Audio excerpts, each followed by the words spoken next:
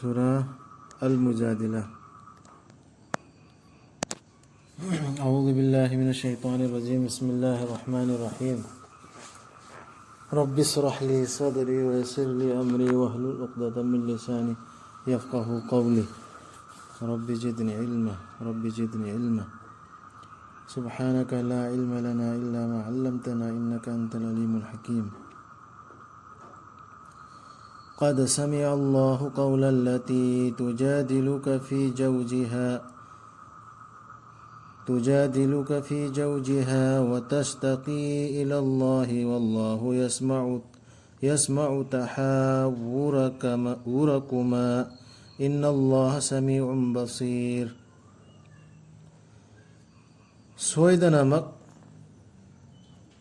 soidanamak Allah na taala wa Muhammad sallallahu alaihi wasallam nangonda marayel liba nupidugi wadu magi nipagi maramda amasung mana wakachabadu Allah da Allah na tare nakhoi anina ngangnabadu tasengnamak Allah di tabani ubani.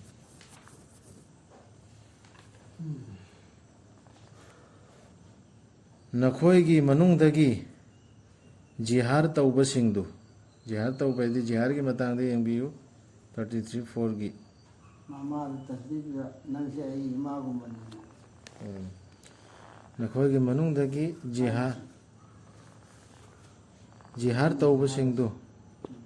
makhoigi nupisingbu khaidoktuna thamnaba makhoigi wahisingduna makhoidu makhoigi mamasing oiba natte makhoigi mamasingdi kana sunnatte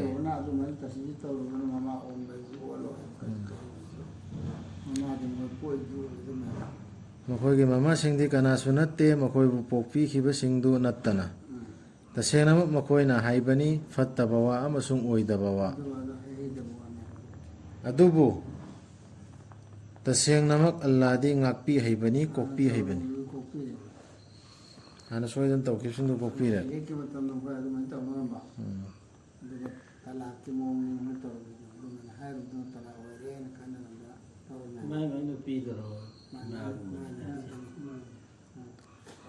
siksi makhoidra matamdra sannaramedna nang sidi imagumbani hara khaido thamkhiba mana khainani nupidu longningdabdagi mai nupidu khainaningdagi adu matamdra sannarambaду idu phatab thabakneba hujikse sum myam chatharidna simak chathadrasu jeikhoi Allah khangale su jeikhoi chathari sidi adu tawrodi mai nupi da lag oire ada tawrodi mai nupi da lag oire na kaimta artha leitaba potta yam tawnadra adu ka samane bisi matamdu da mokhoi chana bidu tawramaduni makhoi gi nupi singna jihar tawba singna hanba pamlabadi makhoina haidokhiba adudagi adu oirabadi maning tamhangadabani minai ama makhoi anina soknadringai gi mamangda madu taklabani nakhoida madugi matangda alladi nakhoina tawribadugi pau phangbani mana madu phangdrabadi minai ja tawdu phangdrabadi roza hengadabani tha ani thangna thangnana marak tattabida makhoi ani soknadringai gi mamangda adu gunadu chaubjani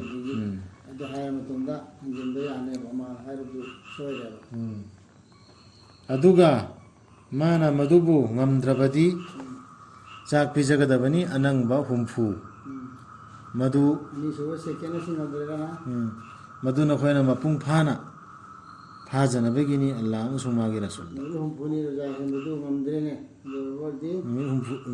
mi humfu chak pijagadab makhoisi Allah gi pangkhai singni aduga thajadaba singidi chaina leirabadumdi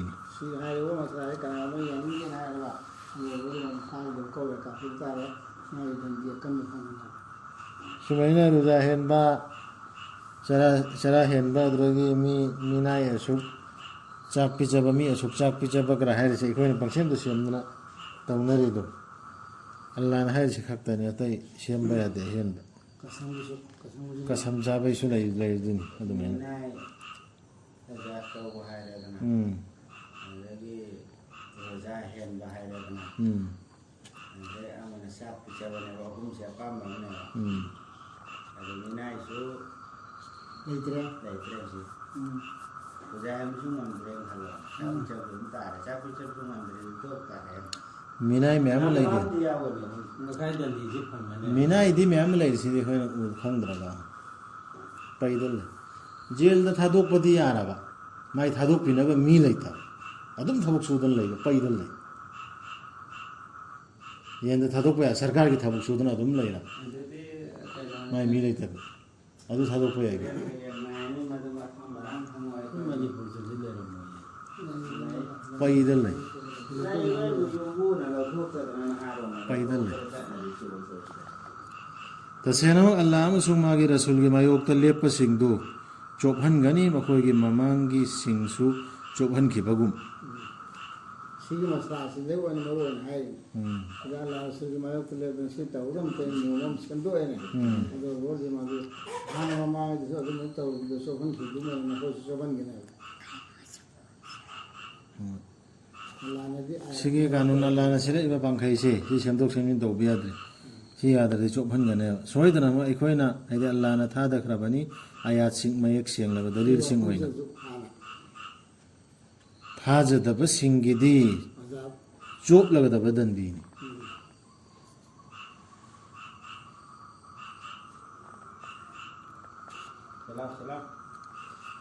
ꯁꯤꯒꯤ ꯀꯥꯅꯨꯟꯁꯤ ꯍꯣꯡꯗꯣꯛꯄ ꯌꯥꯗ꯭ꯔꯦ ꯑꯜꯂꯥꯅ ꯃꯈꯣꯏꯕꯨ ꯄꯨꯟꯅ ꯍꯤꯡꯒꯠꯍꯟꯕꯤꯒꯗꯕ ꯑꯗꯨꯒ ꯃꯈꯣꯏꯅ ꯇꯧꯈꯤꯕꯗꯨꯒꯤ ꯄꯥꯎ ꯄꯤꯒꯗꯕ ꯅꯨꯃꯤꯠꯇꯨꯗ ꯑꯜꯂꯥꯅ ꯃꯗꯨ ꯃꯁꯤꯡ ꯆꯟꯁꯤꯟꯗꯨꯅ ꯊꯝꯂꯤ ꯃꯈꯣꯏꯅꯗꯤ ꯃꯗꯨ ꯀꯥꯎꯊꯣꯛꯈ꯭ꯔꯕꯁꯨ ꯑꯜꯂꯥꯗꯤ ꯄꯣꯠ ꯈꯨꯗꯤꯡꯒꯤ ꯃꯊꯛꯇ ꯁꯥꯈꯤꯅꯤ ꯁꯥꯈꯤ ꯂꯩꯌꯦꯕ ꯂꯣꯏ ꯅꯪꯅ ꯎꯗꯕ꯭ꯔꯥ ꯃꯗꯨꯗꯤ ꯑꯜꯂꯥꯅ ꯈꯪꯉꯤ ꯍꯥꯏꯕꯁꯤ ꯑꯁꯃꯥꯟꯁꯤꯡꯗ ꯂꯩꯔꯤꯕ ꯑꯃꯁꯨꯡ ꯄ꯭ꯔꯤꯊꯤꯕꯤꯗ ꯂꯩꯔꯤꯕ ꯄꯨꯝꯅꯃꯛ ꯂꯣꯟꯅ ꯋꯥꯇꯥꯅꯕ ꯑꯃꯠꯇ ꯂꯩꯇꯦ ꯑꯍꯨꯝꯒꯤ ꯃꯥꯅ ꯃꯈꯣꯏꯒꯤ ꯃꯔꯤ ꯁꯨꯕ ꯑꯣꯏꯗꯕ ꯃꯔꯤꯁꯨꯕ ꯑꯗꯨꯝ ꯑꯣꯏꯒꯅꯦꯕ ꯍꯥꯏꯗꯤ ꯑꯩꯈꯣꯏ ꯑꯍꯨꯝ ꯈꯟꯅꯔꯁꯨ ꯈꯪꯉꯔꯣꯏꯅ ꯍꯥꯏꯔꯤꯗꯣ ꯑꯜꯂꯥꯗꯤ ꯑꯗꯨꯝ ꯌꯥꯎꯕꯅꯦ ꯅꯠꯇ꯭ꯔꯒ ꯃꯉꯥꯒꯤ ꯃꯥꯅ ꯃꯈꯣꯏꯒꯤ ꯇꯔꯨꯛ ꯁꯨꯕ ꯑꯣꯏꯗꯕ ꯅꯠꯇ꯭ꯔꯒ ꯃꯗꯨꯒꯤ ꯍꯟꯊꯕ ꯑꯣꯏꯔꯕꯁꯨ ꯅꯠꯇ꯭ꯔꯒ ꯍꯦꯟꯒꯠꯄ ꯑꯣꯏꯔꯕꯁꯨ ꯑꯗꯨꯅ ꯑꯩꯈꯣꯏꯅ ꯂꯣꯟꯅ ꯇꯥꯅꯕ ꯑꯣꯏꯔꯁꯨ ꯑꯜꯂꯥꯅ ꯑꯗꯨم ꯈꯪꯒꯅꯤ ꯀꯤꯌꯣꯕ ꯃꯥꯅ ꯃꯈꯣꯏꯒ ꯂꯣꯏꯅꯗꯕ ꯃꯈꯣꯏꯅ ꯂꯩꯕ ꯃꯐꯝ ꯈꯨꯗꯤꯡꯗ ꯂꯩꯇꯦꯕ ꯑꯗꯨꯒꯤ ꯇꯨꯡꯗ ꯃꯥꯅ ꯍꯥꯏꯗꯤ ꯑꯜꯂꯥꯅ ꯃꯈꯣꯏꯗ ꯄꯥꯎ ꯄꯤꯕꯤꯒꯅꯤ ꯃꯈꯣꯏꯅ ꯇꯧꯈꯤꯕꯗꯨꯒꯤ ꯑꯃꯨꯛ ꯍꯤꯡꯒꯠꯍꯟꯕꯤꯒꯗꯕ ꯅꯨꯃꯤꯠꯇ ꯇꯁꯦꯡꯅꯃꯛ ꯑꯜꯂꯥꯗꯤ ꯄꯣꯠ ꯈꯨꯗꯤꯡꯃꯛꯄꯨ ꯈꯪꯕꯅꯤ ꯍꯥꯏꯗꯤ ꯃꯊꯛꯇ ꯍꯥꯏꯈ꯭ꯔꯤꯁꯤ ꯀꯥꯅꯨꯟ ꯀꯥꯏꯗꯥ ꯀꯥꯅꯨꯟꯅꯤꯗꯅ ꯀꯔꯝꯍꯥꯏꯅ ꯇꯧꯅꯤ ꯀꯔꯝꯕ ꯁꯖꯥ ꯄꯥꯅꯤꯁꯃꯦꯟꯕꯨ ꯑꯣꯏꯔꯣ ꯑꯃꯕꯨ ꯑꯣꯏꯔꯣ ꯗꯨꯅꯤꯌꯥꯗ ꯁꯦꯡꯗꯣꯛꯅꯕꯩ ꯑꯗꯨꯒꯤꯗꯨ ꯍꯣꯡꯗꯣꯛ ꯍꯣꯡꯖꯤꯟ ꯇꯧꯕ ꯃꯤꯗꯨꯁꯨ ꯌꯥꯗ꯭ꯔꯦ ꯄꯤꯔꯅꯤ ꯁꯖꯥ ꯄꯤꯔꯅꯤ ꯍꯥꯏꯔꯦ ꯑꯗꯨꯅ ꯃꯈꯥꯗ ꯋꯥ ꯈꯟꯅꯕꯒꯤ ꯑꯃꯨꯛꯀ ꯇꯥꯗꯕ ꯂꯩꯇꯦ ꯑꯜꯂꯥꯅ ꯅꯈꯣꯏ ꯑꯍꯨꯝ ꯈꯟꯅꯔꯁꯨ ꯃꯔꯤ ꯈꯟꯅꯔꯁꯨ ꯍꯥꯏꯔꯁꯤ ꯑꯩꯈꯣꯏꯅ ꯀꯔꯤꯒꯨꯝꯕ ꯐꯩꯁꯂꯥ ꯑꯃ ꯇꯧꯕ ꯀꯥꯟꯗ ꯒꯨꯅꯥꯒꯤ ꯑꯣꯏꯔꯣ ꯇꯂꯥꯛꯀꯤ ꯃꯇꯥꯡꯗ ꯑꯣꯏꯔꯣ ꯃꯤ ꯑꯍꯨꯝ ꯃꯔꯤ ꯄꯨꯟꯗ꯭ꯔꯅꯦ ꯄꯨꯟꯕꯅꯦ ꯑꯗꯨꯝ ꯀꯔꯤꯒꯨꯝꯕ ꯐꯩꯁꯂꯥ ꯑꯃ ꯇꯧꯅꯕꯒꯤ ꯑꯗꯨꯗꯅꯦꯕ ꯍꯣꯡꯗꯣꯛꯏꯁꯦ ꯑꯜꯂꯥꯍ ꯀꯥꯅꯨꯟ ꯂꯣꯏꯅ ꯑꯗꯨꯒꯤ ꯄꯣꯠꯇꯨꯅꯅꯦꯕ ꯍꯣꯡꯗꯣꯛꯏꯁꯦ ꯃꯤ ꯑꯝꯇꯅꯗꯤ ꯃꯌꯥꯝ ꯇꯧꯏ ꯃꯤ ꯑꯝꯇꯅꯗꯤ ꯍꯦꯛꯇ ꯐꯩꯁꯂꯥ ꯍꯣꯡꯗꯦꯕ ꯃꯤ ꯑꯍꯨꯝ ꯅꯠꯇ꯭ꯔꯒ ꯃꯔꯤ ꯑꯗꯨꯗꯩ ꯍꯦꯟꯕꯅꯅꯦꯕ ꯄꯨꯜꯂꯒ ꯍꯣꯡꯗꯣꯛꯏꯁꯦ ꯑꯗꯨꯒꯤꯗꯨ ꯒ꯭ꯌꯥꯟ ꯇꯥꯔꯤꯁꯦ ꯑꯌꯥꯠꯁꯤꯡꯁꯦ ꯈꯟꯊꯕ ꯍꯥꯏꯁꯤ ꯁꯤꯁꯤꯅꯤ ꯈꯟꯊꯒꯗꯕꯅꯦꯕ ꯑꯜꯂꯥꯍꯒꯤ ꯀꯥꯅꯨꯟ ꯄꯥꯡꯈꯩꯗꯨ ꯍꯣꯡꯗꯣꯛꯏꯁꯤ ꯃꯤ ꯄꯨꯜꯂꯒꯅꯦ ꯐꯠꯋꯥ ꯂꯦꯞꯄꯤꯁꯤ ꯅꯪꯅ ꯎꯗꯕ꯭ꯔꯥ ꯃꯈꯣꯏꯗ ꯂꯣꯟꯅ ꯋꯥ ꯈꯟꯅꯗꯅꯕ ꯊꯤꯡꯈ꯭ꯔꯕꯗ ꯑꯗꯨꯒꯤ ꯇꯨꯡꯗ ꯃꯈꯣꯏꯅ ꯍꯟꯖꯤꯟꯈꯤꯕꯗꯨ ꯃꯈꯣꯏꯗ ꯊꯤꯡꯈꯤꯕꯗꯨꯗ ꯑꯗꯨꯒ ꯁꯨ ꯇꯧꯅꯈꯤꯕꯗꯨ ꯄꯥꯞꯀꯤ ꯃꯊꯛꯇ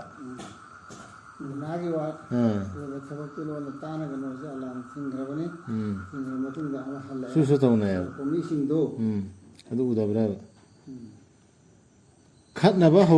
ꯍꯧꯕꯒꯤ ꯑꯃꯁꯨꯡ ꯔꯁꯨꯜꯅ ꯍꯥꯏꯕꯗꯨ ꯏꯟꯗꯅꯕꯒꯤ ꯔꯁꯨꯜꯅ ꯍꯥꯏꯔꯤꯕ ꯑꯜꯂꯥꯍꯒꯤ ꯑꯌꯥꯠꯇꯣ ꯑꯗꯨ ꯏꯟꯗꯅꯕ ꯈꯠꯅꯕꯁꯨ ꯍꯧꯅꯕꯒꯤ ꯑꯗꯨꯒ ꯃꯈꯣꯏꯅ ꯅꯪꯉꯣꯟꯗ ꯂꯥꯛꯄ ꯃꯇꯝꯗ ꯃꯈꯣꯏꯅ ꯀꯧꯏ ꯅꯪꯕꯨ ꯑꯜꯂꯥꯍꯅ ꯅꯪꯕꯨ ꯀꯧꯗꯕ ꯋꯥꯍꯩꯅ ꯑꯗꯨꯒ ꯏꯖꯠ ꯕꯦꯐꯥꯔ ꯀꯧꯕꯗꯤ ꯑꯗꯨ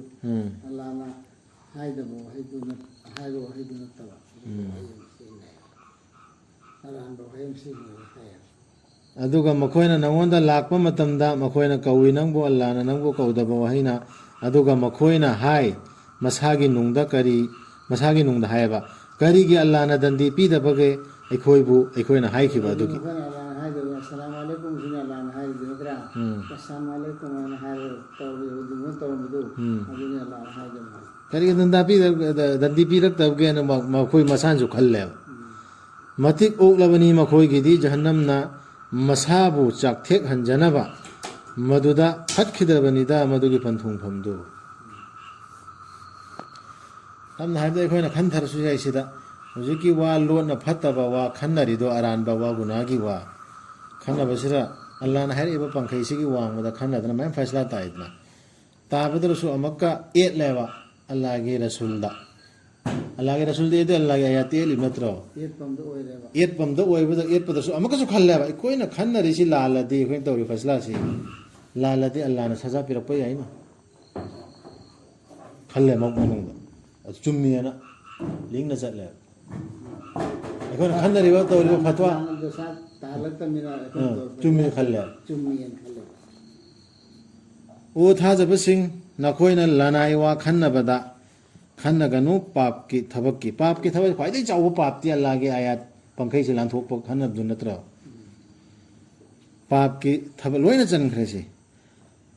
ꯈꯠꯅꯕ ꯍꯧꯅꯕꯒꯤ ꯑꯃꯁꯨꯡ ꯔꯁꯨꯜꯅ ꯍꯥꯏꯕ ꯏꯟꯗꯅꯕꯒꯤ ꯁꯤꯒꯤ ꯋꯥꯁꯦ ꯈꯟꯅꯒꯅꯣ ꯑꯗꯨꯕꯨ ꯈꯟꯅꯧ ꯑꯐꯕꯒꯤ ꯑꯃꯗꯤ ꯙꯔꯃ ꯆꯦꯟꯕꯒꯤ ꯑꯜꯂꯥꯍꯕꯨ ꯀꯤꯌꯨ ꯃꯉꯣꯟꯗ ꯅꯈꯣꯏꯕꯨ ꯑꯃꯨꯛ ꯈꯣꯝꯖꯤꯟꯕꯤꯒꯗꯕꯅꯤ ꯍꯦꯛ ꯋꯥ ꯈꯟꯅꯕ ꯑꯩꯈꯣꯏꯒꯤ ꯀꯩꯒꯨꯝꯕ ꯐꯩꯁꯂꯥ ꯑꯃꯒꯤꯗꯃꯛꯇ ꯑꯃꯒꯤ ꯊꯧꯗꯣꯛꯀꯤ ꯈꯟꯅꯕꯁꯤꯗ ꯑꯜꯂꯥꯍꯒꯤ ꯑꯌꯥꯠꯀꯤ ꯑꯦꯒꯦꯟꯁꯇ ꯇꯥꯏꯌꯦꯕ ꯑꯌꯥꯝꯕꯅ ꯇꯥꯒꯜꯂꯦꯕ ꯃꯤ ꯑꯃꯅ ꯀꯔ ꯍꯥꯏ ꯁꯤꯗꯤ ꯑꯌꯥꯠꯇ ꯂꯩꯁꯤ ꯍꯥꯏꯔꯣꯗꯤ ꯍꯧꯒꯠꯂꯛꯀꯅꯦꯕ ꯅꯪꯅ ꯀꯔꯤ ꯈꯪꯗꯅ ꯅꯪ ꯍꯨꯛ ꯆꯣꯡꯈꯠꯂꯛꯀꯅꯤ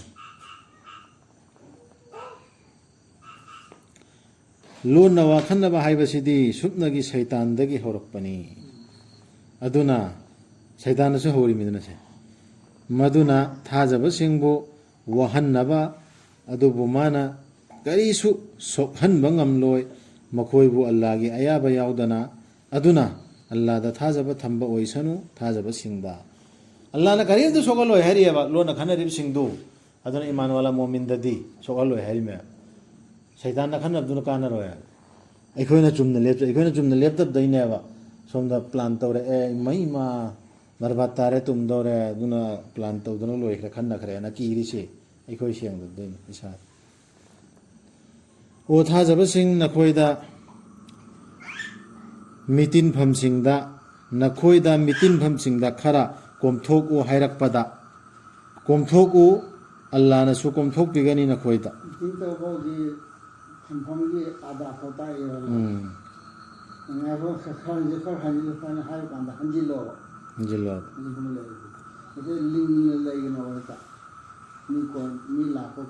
ꯋꯥ ꯈꯟꯅꯕꯒꯤ ꯃꯤꯇꯤꯡ ꯇꯧꯐꯝ ꯐꯝꯕꯒꯤ ꯑꯥꯗ ꯐꯥꯎ ꯇꯥꯛꯏꯃꯤꯁꯤ ꯑꯗꯨꯒ ꯅꯈꯣꯏꯗ ꯍꯧꯒꯠꯂꯨ ꯍꯥꯏꯔꯛꯄꯗ ꯍꯧꯒꯠꯂꯨ ꯑꯜꯂꯥꯍꯅ ꯊꯥꯛ ꯋꯥꯡꯍꯟꯕꯤꯒꯅꯤ ꯅꯈꯣꯏꯒꯤ ꯃꯅꯨꯡꯗꯒꯤ ꯊꯥꯖꯕꯁꯤꯡ ꯑꯃꯁꯨꯡ ꯒ꯭ꯌꯥꯟ ꯄꯤꯕꯤꯈ꯭ꯔꯕꯁꯤꯡꯗꯨ ꯑꯜꯂꯥꯍꯗꯤ ꯅꯈꯣꯏꯅ ꯇꯧꯔꯤꯕꯗꯨꯒꯤ ꯄꯥꯎ ꯐꯪꯕꯅꯤ